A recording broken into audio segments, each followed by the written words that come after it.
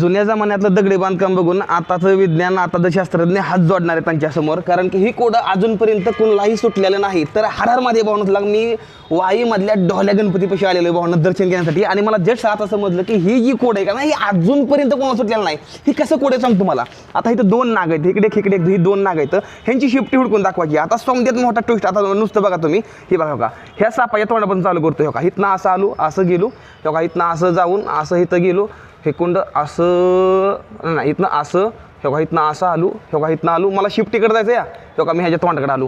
ही कोडं अजूनपर्यंत कोणालाही सुटलेलं नाही. मेन गोष्ट विशेषतः समोर साईडला ढोल्या गणपतीचं मंदिर आहे, आणि हे जर तुम्ही बांधकाम बघितलं नाही, दगड बघा किती मोठी ती, ही बघा की नुसती किती मोठी दगड होती, आणि ह्या दगडाला आकार बाकार दिला या. आताचं विज्ञान हात जोडतं ह्या समजा गोष्टींपुढं, कारण की ही समस्या सॉल्व्ह होऊ शकत नाही. नुसतं इथं दगड ठेवलेला आहे. मंदिर खूप जास्त प्राचीन मंदिर आहे. त्याचबरोबर भावांनो, ह्या इथं ही बघा तुम्ही किती प्राचीन इथं बांधकाम आहे. आणि इकडं बघितलं ना, ही बघा, ही डिकमाळ्या, ही मंदिरं एवढी जास्त जुनी ती का, एवढी जास्त जुनी ती ना, शास्त्रज्ञ हात जोडला आता या गोष्टीसमोर.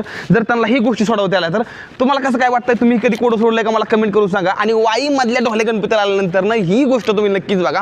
खूप जास्त इथं क्लीन ठेवलेलं आहे इथल्या माणसांनी. धन्यवाद मनापासून. ही अशा गोष्टी देवाना आम्हाला दिलेल्या आहेत त्या, आणि आम्ही इकडली माणसं जपतोय खूप जास्त भारी. हर हर महादेव.